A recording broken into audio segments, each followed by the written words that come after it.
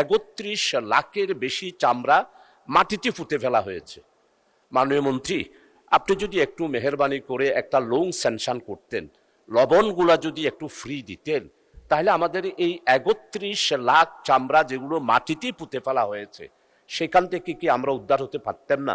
লবণ দেয়া হয়েছে মাননীয় স্পিকার, আমরা প্রায় 17 কোটি 60 লাখ টাকার লবণ বিসিকের মাধ্যমে প্রত্যেকটা জেলা প্রশাসনের কাছে হস্তান্তর করেছি। এইবারের কুরবানিতে আমাদের টোটাল 96,67,418টি কুরবানি হয়েছে শুধুমাত্র গরু। এরপরে মহিষ হয়েছে প্রায় 23%, আর এটা ছাগল যেটা বলা হয় আমাদের কালো ছাগল, সেটাও প্রায় 27.9% কুরবানি হয়েছে।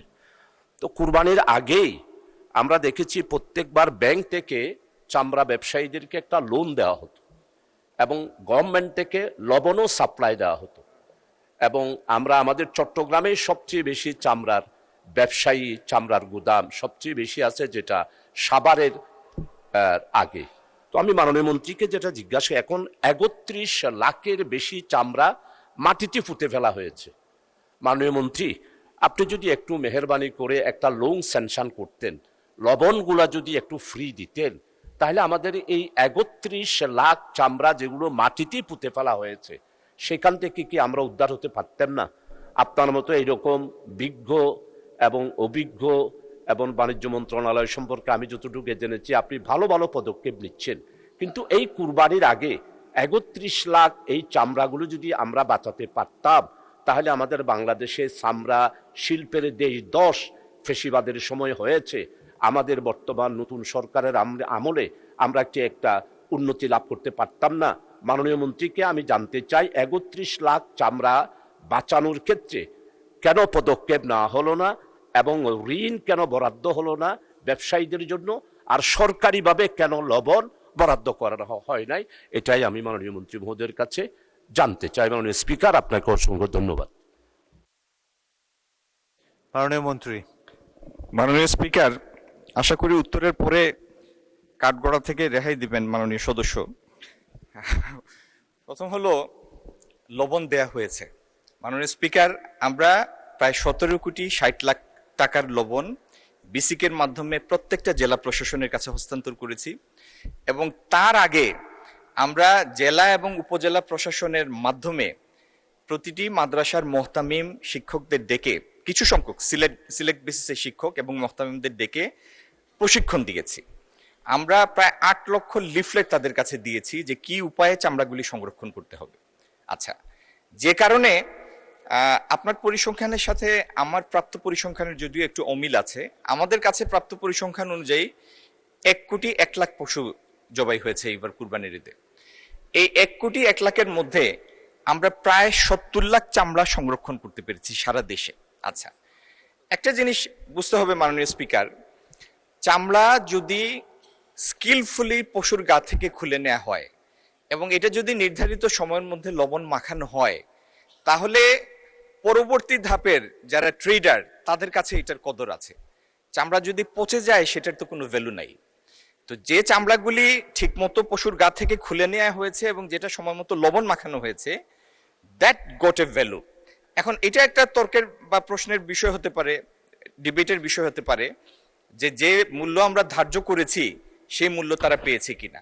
মাননীয় স্পিকার, এটা তো বুঝতেই পারেন, এটা তো বাজার অর্থনীতি।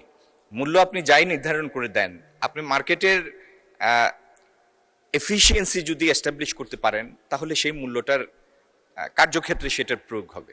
তো মূল্য কম বেশি হয়েছে, কিন্তু আউট অফ 1,01,00,000 এই পরিমাণ চামড়া সংরক্ষণের তথ্য আমাদের কাছে আছে, যার মধ্যে 30-35 লাখের মতো চামড়া ইতিমধ্যে সাভারটিয়ানা ঋতু চলে এসেছে। আচ্ছা, আর যে সমস্ত পদক্ষেপ আমরা নিয়েছি তার মধ্যে একটা লবণের কথা বললাম, প্রচারণার কথা বললাম, লিফলেটের মাধ্যমে প্রচার হয়েছে, টিভির এডের মাধ্যমে প্রচার হয়েছে পূর্ববর্তী 7 দিন। আচ্ছা, তারপরে মাননীয় স্পিকার, আমরা একসাথে সব চামড়া চলে এসে সাভার ইটিভি যেন ওভারলোডেড না হয়ে যায়, সেই জন্য জেলা প্রশাসন এবং স্বরাষ্ট্র মন্ত্রণালয়ের মাধ্যমে কুরবানির ঈদ পরবর্তী 1 সপ্তাহ পর্যন্ত কোনো চামড়াবাহী ট্রাক যেন ঢাকায় আসতে না পারে, সেটি কম বেশি আমরা এনশিওর করেছি, যাতে এই সময়ের পরে সংরক্ষিত চামড়াগুলি যদি আসে তাহলে সাভার ট্যানারির উপর অহেতুক বেশি লোড হবে না। এইভাবে মাননীয় স্পিকার আমরা চেষ্টা করেছি, চামড়া যদি ধরে রাখা যায়, যেটা ধরে রাখা গিয়েছে, তাহলে যে ট্যানারি আমাদের আছে যতটুকু কমপ্লায়েন্ট না, কিন্তু এগুলি প্রসেস করা সম্ভব এবং সেটা চামড়াজাত পণ্যে রূপান্তরিত করা সম্ভব। আর যে কার্যপদ্ধতির কথা আমরা বললাম, আগামী দিনে এগুলির বাস্তবায়ন হলে ইনশাল্লাহ আপনার এই উদ্বেগও থাকবে না এবং এটির ফলাফল বাংলাদেশ দীর্ঘদিন উপভোগ করবে। ধন্যবাদ মাননীয় স্পিকার। লোনের কথা, মাননীয় স্পিকার, এখন যে পরিস্থিতি এবং কমপ্লায়েন্ট যে কয়টি ট্যানারি কমপ্লায়েন্ট, তারা ফিনান্সিয়ালি সলভেন্ট। এর বাইরে আমরা যদি একটা মেসিভ আকারে বাজারে টাকা ছাড়তাম, আমাদের কাছে মনে হয়েছে যে এটা প্রপার রিটার্ন আসার সুযোগটা কম ছিল, এটা আননেসেসারি একটা ম্যানিপুলেশন ক্রিয়েট হতো এবং এই টাকাও আদৌ ব্যাংক আর ফেরত পেত না। তো মার্কেটটা যেন অহেতুক টাকা ছাড়ার মাধ্যমে নষ্ট না হয়, সেজন্য আমরা উপকরণ দিয়েছি, কিন্তু এই টাকার পদক্ষেপে যাইনি। এটা একটা সুচিন্তিত পদক্ষেপ ছিল, লবণ দিয়েছি। ধন্যবাদ মাননীয় স্পিকার।